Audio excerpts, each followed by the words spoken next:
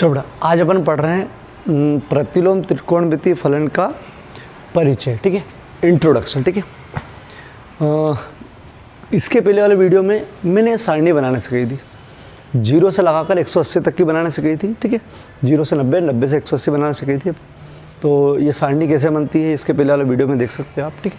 और कुछ सूत्र बताए 10वीं और 11वीं के त्रिकोणमिति, ठीक है।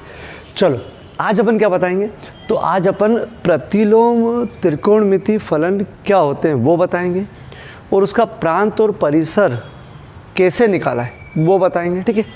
तो जो बच्चा पूरा डीप में समझता है मैथ्स को, वो बच्चों के लिए बहुत IMP है ये, और जो बच्चा डीप में नहीं समझता है, केवल 12वीं पर्पस है उसका, तो उसके लिए कि सारणी याद करना है, उसका भी आइडिया बता दूंगा कैसे सारणी याद करना है, और अगले वीडियो से शुरू कर देना अध्याय, ठीक है। तो चलो प्रतिलोम त्रिकोणमिति, तो प्रतिलोम त्रिकोणमिति क्या, उसके बाद पहले त्रिकोणमिति फलन क्या वो, फिर प्रतिलोम त्रिकोणमिति फलन क्या होता है, ठीक है। तो त्रिकोणमिति फलन जैसे साइन थीटा बराबर लिखा मैंने 1/2, तो त्रिकोणमिति में 6 फलन आते हैं, साइन कॉस ये पता है, ठीक। तो साइन थीटा बराबर मैंने 1/2 लिखा है, तो यहाँ पर ये जो है ये है एंगल, मतलब कोण है थीटा, ठीक, और ये संख्या है, ठीक है, संख्या है। अभी ये क्वेश्चन ये पूछना चाहता है कि साइन थीटा के अंदर 1/2 किसका मान है, कौन से एंगल का मान है, ठीक है। तो ये जो है वो त्रिकोणमिति है, न कि प्रतिलोम, ठीक है, ये त्रिकोणमिति है। अगर इसका मान निकालें अपन तो क्या आएगा, साइन थीटा बराबर 1/2, तो साइन के अंदर 1/2 किसका मान है, ये रहा, ठीक है, वो है साइन 30 डिग्री, साइन 30 डिग्री, और साइन 30 को ही लिखते हैं 30 डिग्री, π/180 का गुणा करोगे तो π/6 आएगा, ठीक है। तो साइन 30 डिग्री लिखो या π/6 लिखो, ठीक है। तो अब 12वीं के अंदर अपने वो पाई का यूज़ करना है, मतलब रेडियन में यूज़ करना है, इसलिए π/6 लिख दिया, ठीक है। थीटा से थीटा ख़त्म, मैं तो काट देता हूँ, काट दिया मैंने π/6। तो इसका मतलब क्या कि साइन के अंदर 60 डिग्री का मान 1/2 है, ठीक है। तो ये 10वीं की चीज़ है जो अपन आराम से निकाल सकते हैं, ठीक है। अब इसका प्रतिलोम बनाते हैं, प्रतिलोम त्रिकोणमिति क्या, ठीक है। तो प्रतिलोम त्रिकोणमिति बनाते हैं इसकी, तो देखना साइन थीटा बराबर 1/2, इसी उत्तर को प्रतिलोम त्रिकोणमिति के माध्यम से करें, ठीक है। ये त्रिकोणमिति है, तो देखो थीटा बराबर, अगर मैं इसको उधर ले जाऊँ, उधर ले जाने का मतलब इसके अंदर ऐसा है कि इसको गुणे वाला बट्टे में ले गए ना ऊपर ले गए, कुछ ऐसा मान लो, ठीक है। तो ऊपर ले जाओगे तो घात माइनस में हो जाएगी, ठीक है। तो उधर ले गए तो ये हो जाएगा साइन इनवर्स 1/2, ठीक है। तो ये जो फलन है ये त्रिकोणमिति वाला फलन है, और ये जो फलन है इनवर्स वाला, मतलब प्रतिलोम त्रिकोणमिति वाला फलन है, ये प्रतिलोम त्रिकोणमिति वाला फलन है। अगर इसको मैं आगे बढ़ाऊँ इस प्रकार का, मतलब उत्तर लाने के लिए, तो देखो थोड़ा सा आगे बताता हूँ। तो उसके लिए एक सूत्र इन्होंने बनाया, मतलब प्रतिलोम त्रिकोणमिति बनी तब बनाया सूत्र कि साइन इनवर्स हो और यहाँ पर साइन थीटा हो, थीटा मतलब यहाँ एंगल वाली चीज़ हो, तो इससे काट दो, मतलब कटेगा नहीं, काट दो, क्या बचेगा, थीटा। ये इन्वर्स हो, अंदर बिना इन्वर्स हो तो बचेगा ये वाला केवल, ठीक है। तो देखो इसको करते हैं, थीटा बराबर साइन इन्वर्स 1/2, फिर वही 1/2 साइन में किसका मान है, 1/2 साइन में अभी बताया अपन ने, साइन π/6 30 डिग्री का, तो थीटा बराबर क्या आया, π/, ठीक। ये त्रिकोणमिति फलन और ये प्रतिलोम त्रिकोणमिति फलन, ठीक है। तो अपन अब ऐसे सवाल करेंगे, ठीक है। तो प्रतिलोम त्रिकोणमिति फलन एक आध सवाल और बता देते हैं। थीटा बराबर कॉस इनवर्स मान लो 1 है, 1/2 मान लो, ठीक है। तो कॉस थीटा बराबर लिखूँ 1/2, तो ये त्रिकोणमिति है, और थीटा बराबर कॉस इनवर्स 1/2 लिखा तो इसको बोलते हैं प्रतिलोम त्रिकोणमिति, ठीक है। तो थीटा बराबर कॉस इनवर्स 1/2, कॉस में 1/2 किसका मान है, कॉस में 1/2, 1/2 कहाँ गया भैया, ये रहा, ठीक है, 30 डिग्री का मान है कि 60 का डेमो, ठीक है। तो कॉस π/3, 60 मतलब π/3, तो ये हो जाएगा थीटा बराबर π/3, ठीक है। तो ये क्यों, ये भी सूत्र लगा नहीं, यहाँ लगा सकते हो, कॉस इनवर्स कॉस थीटा, वही थीटा, अरे अभी ये बताया था नहीं ये वाला सूत्र, ठीक है। चलो तो कॉस थीटा बराबर 1/2 लिखूँ तो त्रिकोणमिति, और थीटा बराबर कॉस इनवर्स 1/2 लिखूँ तो प्रतिलोम त्रिकोणमिति, ठीक है। चलो तो प्रतिलोम त्रिकोणमिति। एक आध और बताए थे, जैसे मैंने लिखा 10y, इस बार थीटा की जगह y लिख दिया मैंने, बराबर 100, तो y बराबर क्या लिखोगे, उधर ले गए तो 10 इनवर्स x, 10 इनवर्स मतलब -1, ये हो गई प्रतिलोम त्रिकोणमिति। ठीक है, प्रतिलोम त्रिकोणमिति। चल ये तो क्लियर हुआ कि प्रतिलोम बहुत सिंपल, केवल इन्वर्स लगाना उधर जाके। ठीक, अब जो प्रांत परिसर और इसमें क्या समस्या आई वो समझाता हूँ। ठीक है, देखना समझना बेटा। साइन थीटा बराबर, मैंने 1/2 फिर लिखा, साइन थीटा बराबर, देखो साइन के अंदर ये साइन की है, देखो यहाँ से 0 से लगाकर 180 है और यहाँ 0 से लगाकर -30, -45, -60, इधर माइनस के भी लिए और भी आगे जाएंगे, उधर भी 360 तक जाएंगे, फिर रिपीट होना शुरू हो जाएंगे। ठीक है, तो चलो ये साइन तो मैंने बताई थी पहले। ठीक है, चलो अगर मैं 1/2 मान देखूँ तो ये साइन की लाइन है, साइन की लाइन में देखो यहाँ पर भी 1/2 है और यहाँ पर भी 1/2 है, मतलब 150 में भी 1/2 है, देख लिया। अरे ये बेटा ये मतलब यहाँ लिख सकते हो साइन 150, 150 मतलब 5π/6, अरे 150 गुणित π/180 काटोगे तो 45 नहीं, किससे कटेगा, 30 से कटेगा, 30 पंजे 150 और 30 छक 180। ठीक है, तो ये 5π/6 आएगा, तो थीटा बराबर 5π/6। अब देखो इसमें त्रिकोणमिति फलन में 1/2 1/2 है, 1/2 एक ही, लेकिन इसके उत्तर 2 आ रहे हैं। π/6 का मान भी हो सकता है ये, और 5π/6 का भी मान हो सकता है, या होता है, हो सकता नहीं, होता ही है। ठीक है, ये त्रिकोणमिति में, लेकिन किसी भी किसी भी फलन का अगर प्रतिलोम निकालते हो, फिर से किसी भी फलन का अगर प्रतिलोम निकालते हो तो एक कंडीशन होती है कि उसके एक ही के 2 मान नहीं हो सकते।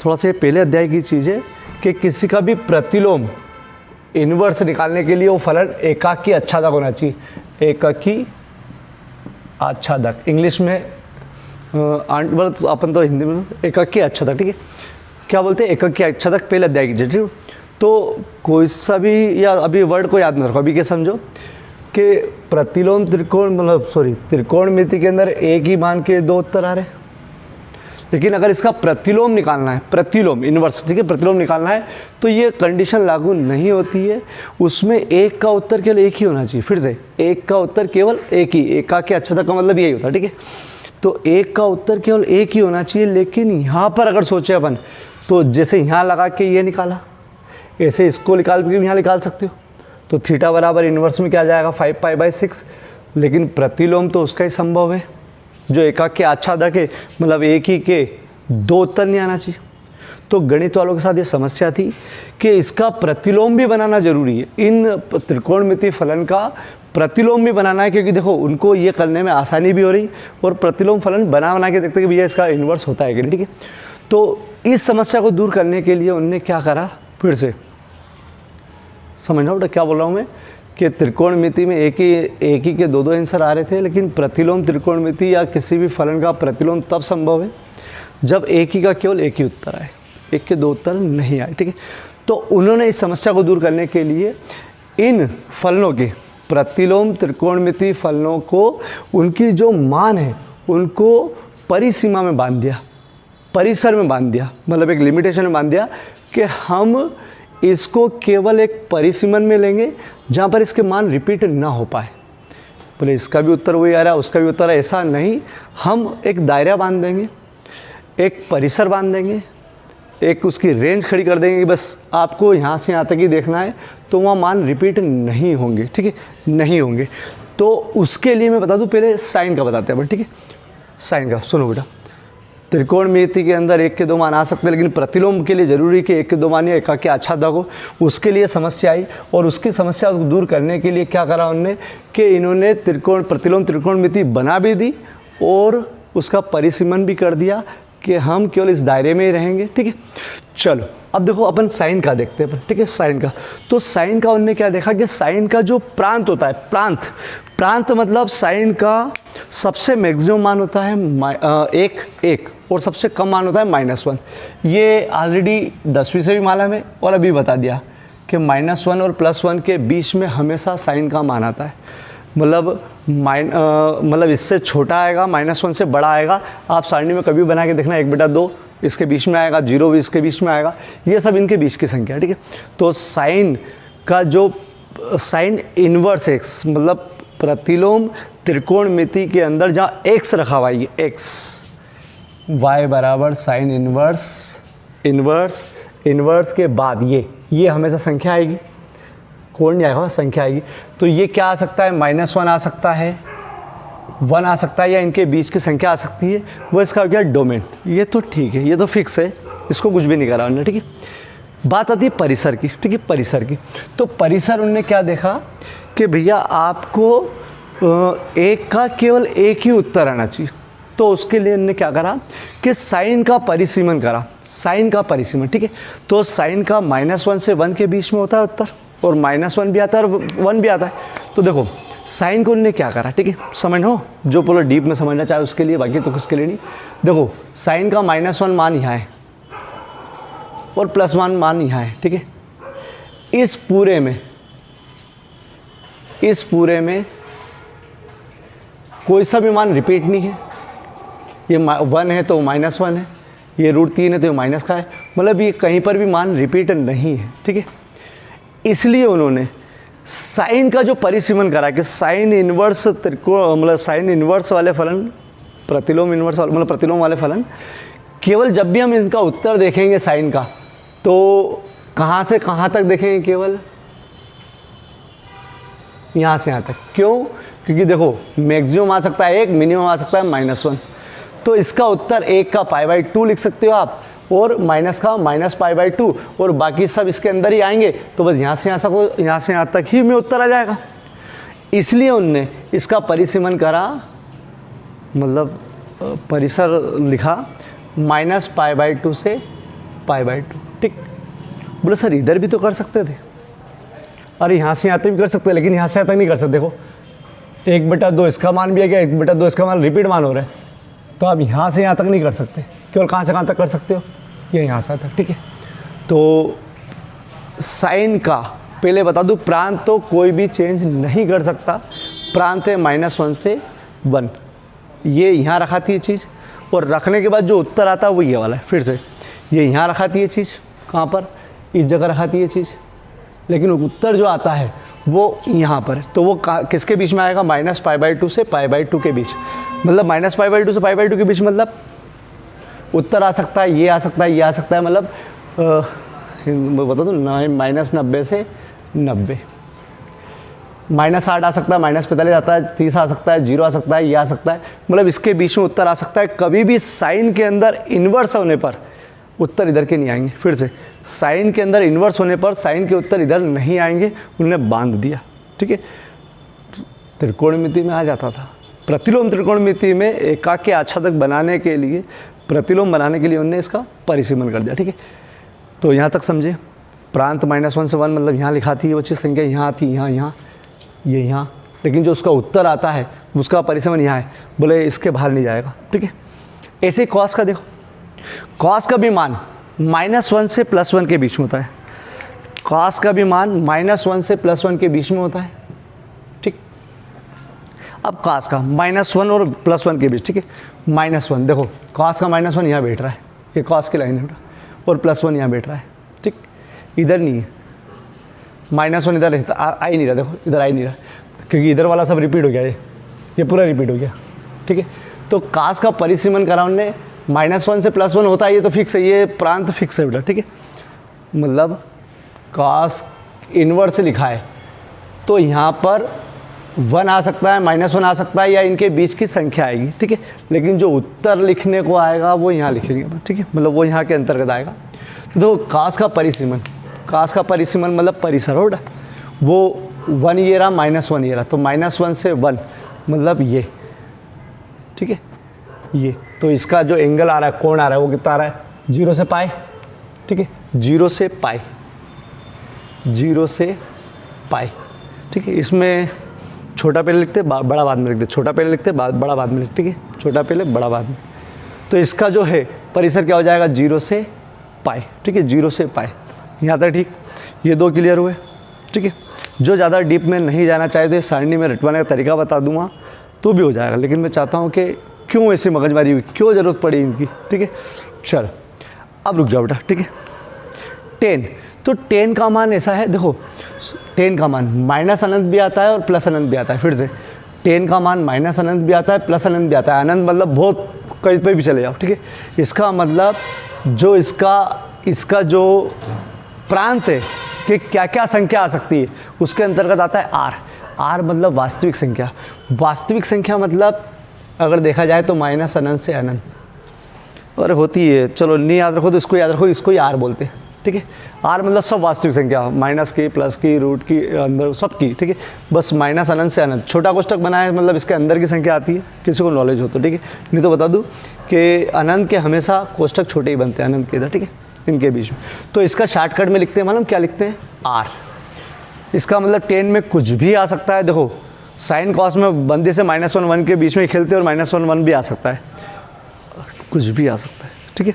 चलो तो 10 का जो परिसीमन करा तो माइनस अनंत से अनंत तक का है करा, तो माइनस अनंत का है ये रहा, प्लस अनंत का है ये रहा, ठीक है। देखो इधर जाते तो ये चीज़ रिपीट भी होती है इधर वाली, ठीक है। और अपने को माइनस अनंत अनंत लेना है, ये वाला नहीं ले सकते, 0 से 180 नहीं ले सकते। क्यों नहीं ले सकते? क्योंकि इसमें देखो अनंत आ रहा है, माइनस अनंत नहीं आ रहा है। कहाँ का ये रहा, ठीक है, कहाँ का यहाँ अनंत आ रहा है, माइनस अनंत नहीं आ रहा। देखो अरे 10 में देखो यार, तो इसका परिसीमन कहाँ से कहाँ तक करा, इसका करा माइनस अनंत से अनंत, मतलब ये मतलब ऊपर देखो ये मतलब -π/2 से π/2, तो ये भी है -π/2 से π/2। रटने का तरीका अलग बताऊँगा बेटा, लेकिन इस पाएगा छोटा कोष्ठक। अभी छोटा कोष्ठक का मतलब क्या और बड़े कोष्ठक का मतलब क्या?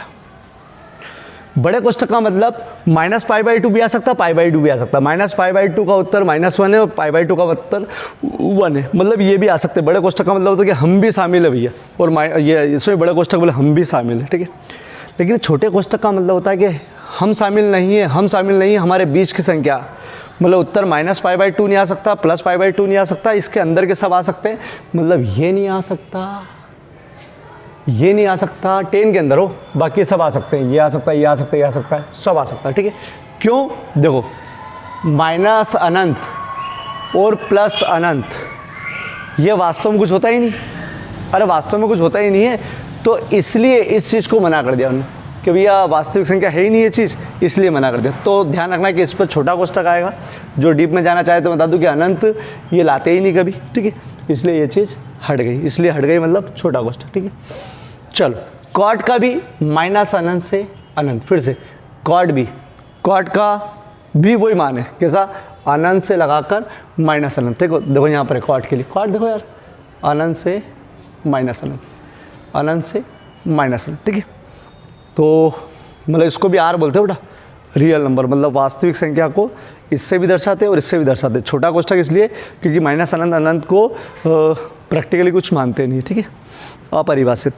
चलो तो कॉट के लिए देखो, कॉट के लिए अनंत और माइनस अनंत कहाँ हो रहे हैं, ये यहाँ पर इस जगह पर 0 से 80, अरे 0 से 80 मतलब 180, तो ये आएगा छोटे कोष्ठक में 0 से पाई। छोटा कोष्ठक क्यों?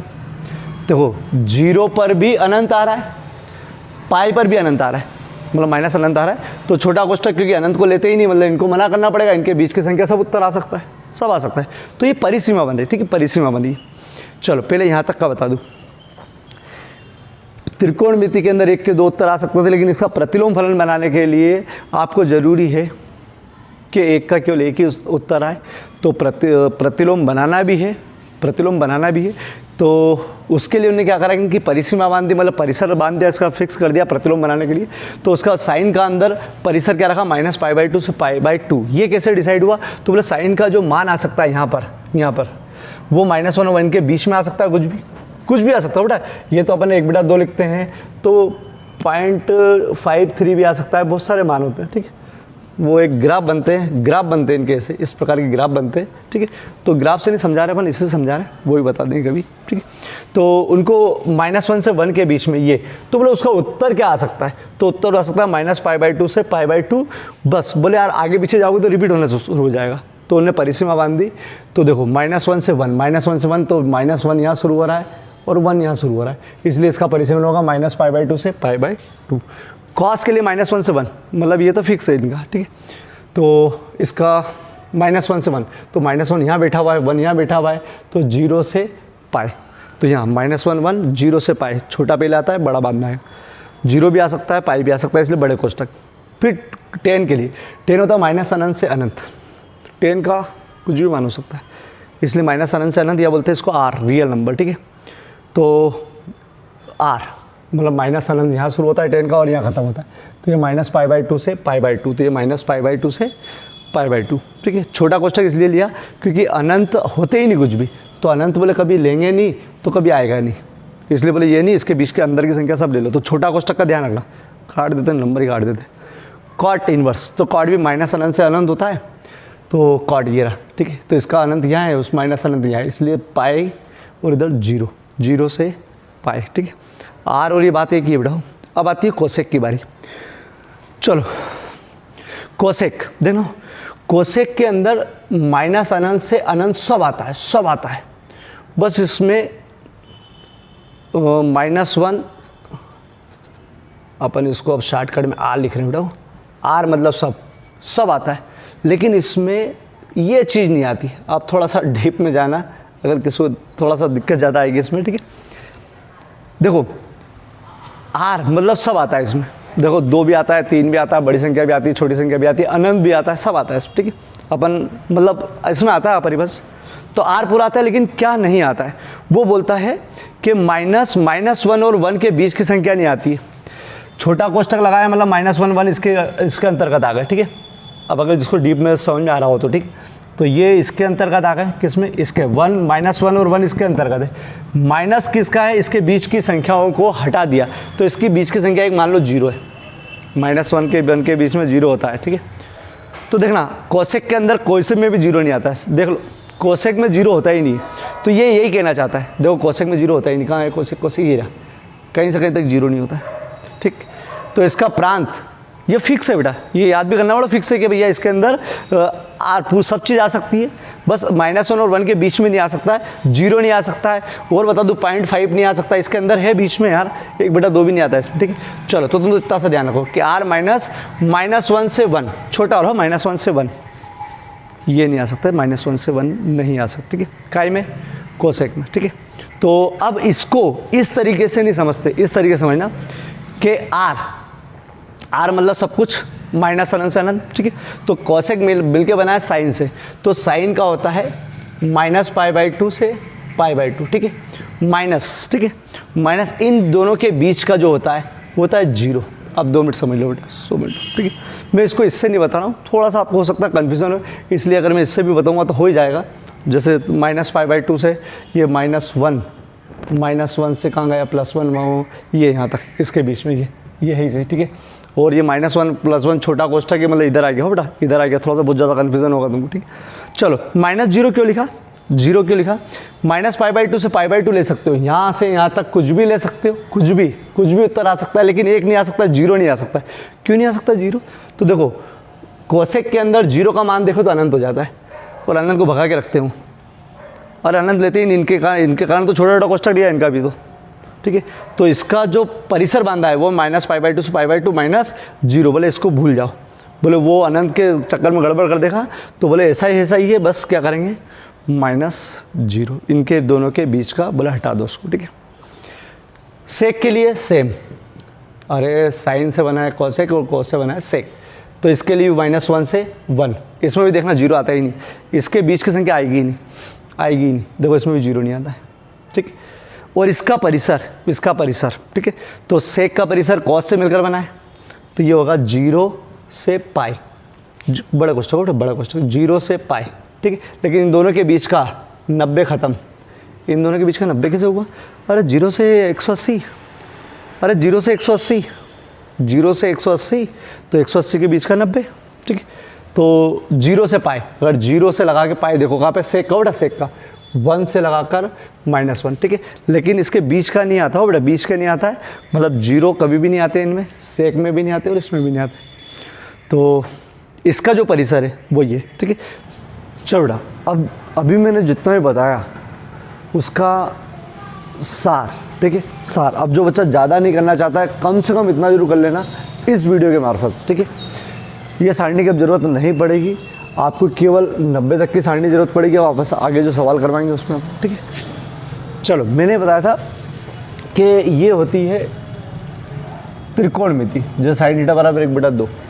प्रतिलोम त्रिकोणमिति में इसको लिखते हैं थीटा बराबर साइन इनवर्स 1/2। ये त्रिकोणमिति के अंतर्गत है, ये प्रतिलोम त्रिकोणमिति के अंतर्गत है। और हमने त्रिकोणमिति फलन को प्रतिलोम त्रिकोणमिति फलन में बदलने के लिए एकाक के आच्छादक बनाया है इसको। उसके लिए इनको कुछ मतलब इनके परिसर को बांध दिया है, लिमिटेड बांध दिया है, ठीक है। तो वो मैंने यहाँ बताया था, तो अब मैं याद करवाने के उद्देश्य से बता रहा हूँ उसको, ठीक है। देखो, प्रतिरोध त्रिकोणमिति फलन का प्रांत और परिसर अब केवल याद करने के उद्देश्य से, ठीक है। प्रांत, साइन का डोमेन जो फिक्स होता है वो यहाँ होता है, ये प्रांत होता है, ये, ठीक है, ये प्रांत होता है। तो वो होता है -1 से 1। कॉस का होता है -1 से 1। टेन का होता है r मतलब सब वास्तविक संख्या। कॉट का होता है r मतलब सब वास्तविक संख्या। और इसका होता है r -1 और 0, सॉरी -1 और 1 के बीच की संख्या नहीं आएगी, बाकी सब आती है इसमें। r -1 और 1 के बीच की संख्या नहीं आती। कोसेक और सेक के अंदर -1 और 1 के बीच की संख्या नहीं आती है। इसका मतलब ये है, मतलब 0 नहीं आता है, ठीक है। चलो, परिसर, परिसर मतलब मैंने बताया थीटा बराबर साइन इनवर्स 1/2। साइन में किसका मान है? 1/2 साइन में, 1/2 साइन में है 30 डिग्री का मान। तो यहाँ लिखेंगे साइन 30 मतलब π/6, थीटा बराबर π/6। तो जो उत्तर आ रहा है वो होता है इसका परिसर, ठीक है। कहाँ तक उत्तर आ सकता है, ठीक है। ये प्रांत यहाँ जो लिखा रहता है वो यहाँ से प्राप्त होता है, और ये परिसर मतलब यहाँ वाला, ठीक है। क्या उत्तर आता है? तो इसके लिए इसका हो जाता है -π/2 से π/2, मतलब इसकी परिसीमा -π/2 से π/2 बांध दी। अब इधर नहीं, अब इधर याद करो केवल, ठीक है। इसकी वाली है 0 से π, 0 से π बांध दी इसकी, ठीक है। r यही है, लेकिन -π/2 से π/2 छोटे कोष्ठक में, क्योंकि इन दोनों में -π/2 π/2 में अनंत आ जाता है, इसलिए छोटे कोष्ठक में ही। इसका छोटा कोष्ठक 0 से π, इसका भी छोटा कोष्ठक 0 से π, ठीक है। क्योंकि 0 पर भी अनंत होता है और π पे भी अनंत होता है, इसलिए छोटा कोष्ठक, ठीक है। बाकी सब अंदर के। इसमें ये कोसेक बनता है साइन से, इसलिए सेम -π/2 से π/2, लेकिन इन दोनों की चीज़ है 0। अरे -90 के बीच की चीज़ है 0। तो 0 पर चूँकि अनंत हो जाता है, कोसेक के अंदर 0 पर अनंत हो जाता है, इसलिए इसको हटाते हटाते मतलब माइनस करते। ये इससे बन गया। सेक का कॉस से बनता है, तो बड़े कोष्ठक में 0 से π, लेकिन इन दोनों के बीच में 0 और 180 के बीच वाला होता है 90, तो होता है π/2, वो ख़त्म। मतलब सेक 90 में अनंत होगा, देखो सेक 90 में अनंत, इसलिए इसको हटा के चलते। ये आपको याद करना है, ये मैंने पूरा डिटेल में समझेगी। और अगर फिर भी दिक्कत आती है, जिसको ज़्यादा डीप में नहीं करना है, तो ये सारणी को याद कर लेना है। अब इसकी हमको ज़रूरत नहीं है, केवल 90 तक की ज़रूरत पड़ेगी। अब ये कुछ ऑब्जेक्टिव आए हैं बोर्ड में, वो देख लो, ठीक है। ऑब्जेक्टिव आए हैं बोर्ड में, वो देख लो क्या है ऑब्जेक्टिव में, ठीक है। किसी प्रतिलोम त्रिकोणमिति फलन का वह मान जो उसकी मुख्य शाखा में स्थित होता है प्रतिलोम त्रिकोणमिति फलन का कहलाता है, ठीक है। चलो, अब एक वर्ड आया इसमें, मुख्य शाखा। मुख्य शाखा क्या? तो सभी गणित वालों ने डिसाइड करा है, क्या डिसाइड करा है कि भैया साइन को हम -1 और 1 के बीच में जो लेते हैं उसको इस वाले अंतराल में लेंगे, -π/2 से π/2 के अंतराल में लेंगे, ठीक है। ये अगर आप साइन में आगे जाओगे ना, तो π/2 से वापस 3π मतलब 270, मतलब 90 से 270 के बीच में फिर रिपीट होगी ये चीज़, फिर आगे और रिपीट होगी। तो बोले उधर नहीं लेंगे, सब गणित वालों ने डिसाइड करा कि हम इतना ही लेंगे, ये इसको मुख्य शाखा मानेंगे। तो साइन की मुख्य शाखा -π/2 से π/2, कॉस की मुख्य शाखा 0 से π। तो उस मुख्य शाखा के अंदर जो मान निकलेगा, जैसे इसके अंदर ही निकला है मान, मुख्य शाखा में जो मान निकलेगा उसको नाम दिया उन्होंने मुख्य मान। क्या नाम दिया? मुख्य मान, या बोर्ड में आया है हाफ ईयरली में, ठीक है। फिर से प्रतिलोम त्रिकोणमिति फलन जो है ना, उसका जो मुख्य शाखा है प्रतिलोम में, मुख्य शाखा है, जैसे साइन की ये है, ये पूरी शाखा ये वाली, ये यहाँ से लगा कर यहाँ तक, ठीक है। इस मुख्य शाखा के अंतर्गत जो भी मान आता है उसे मुख्य मान कहते हैं, ठीक है, मुख्य मान कहते हैं। उधर वाला भी आ सकते थे लेकिन गणित वालों ने इनको ही मुख्य शाखा नाम दिया, ठीक है।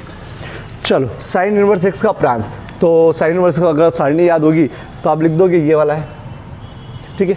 छोटा कोष्ठक नहीं बेटा, छोटे कोष्ठक का मतलब होता है -1 और 1 नहीं आएगा, इसके बीच की संख्या आएगी, और बड़े कोष्ठक का मतलब ये भी आएगा, ठीक है, -1 और 1 भी आएगा, उत्तर ये आएगा। अरे ये गलत लिख दिया, अरे ये वाला ये -1 से 1, ठीक है। चलो कॉस इनवर्स एक्स की परास, तो कॉस इनवर्स एक्स की परास मतलब कहाँ से कहाँ तक उसकी जो शाखा है मुख्य वाली, ठीक है। तो कॉस की देखो उसमें अपन ने निकाली थी 0 से पाई, बड़े कोष्ठक में, कॉस की 0 से पाई बड़े कोष्ठक में ना, तो ये आया हुआ objectivity 18। Sine inverse x y, sine inverse x बराबर वाई मतलब ये वाला ये हो तो बोले इनमें से कौन सा सही है, मतलब ये डोमेन रेंज नहीं पूछा, मतलब प्रांत परिसर नहीं पूछा, बस कौन सा सही है। तो रुक जाओ बेटा, ठीक है। देखो ये सब पाई में है, पाई और जो बाई 2 मतलब 0 पाई में, तो मतलब इसका मतलब रेंज पूछी उन्होंने, तो रेंज उसकी होती है -π/2 से π/2, ये होती है साइन की। तो इसको लिखने का एक तरीका ये भी होता है -π/2 y π/2, ऐसा भी होता है बेटा, छोटा बराबर, इसका और इसका मतलब एक ही है। ये एक प्रकार के समुच्चय निर्माण रूप है, ये अंतराल रूप है, ठीक है। तो ये भी है, ठीक है, छोटे कोष्ठक में, बड़े कोष्ठक में इसलिए बराबर भी आएगा, तो उत्तर कौन सा हो जाएगा इसमें, ये, ठीक है। ये 2 बार आया हुआ है, मेन तो एक मेन एग्जाम में भी आया है, ये वाला, ठीक है, ये वाला। थोड़ा सा मैं इनको बता दूँ, जैसे इसको लिखते हो -π/2 छोटा है बराबर y छोटा है बराबर π/2, इसके लिए 0 छोटा बराबर y छोटा बराबर पाई, इसके लिए देखो छोटा कोष्ठक है ना, तो इसमें आ जाता है -π/2 छोटा y π/2, ठीक है। मतलब इसमें बीच में यहाँ बराबर नहीं आएगा, अगर छोटा कोष्ठक है तो बराबर नहीं आएगा, मतलब आप नहीं हो, आपके अंदर की चीज़ है, 0 ये आएगा, ठीक है। इसमें फिर ये ऐसा कैसे आकर -0 भी आ जाएगा, ठीक है। चलो तो अगर ये भी उतारना चाहो तो आप देख लेना। अब देखो बेटा, ये वाला वीडियो उन बच्चों के लिए बहुत IMP है जो बच्चा बिल्कुल डीप में पढ़ता है। जिसको डीप में नहीं जाना है तो ये सारणी याद करना है, अगले वीडियो में फिर बता दूंगा कैसे याद करना है, ठीक है। ये याद करना है और याद करने पे ये ऑब्जेक्टिव हो जाएंगे और अगले सब सवाल हो जाएंगे, ठीक है। चलो बेटा स्क्रीनशॉट ले लो, स्क्रीनशॉट इसलिए लो कि वो ऑब्जेक्टिव करवाएं।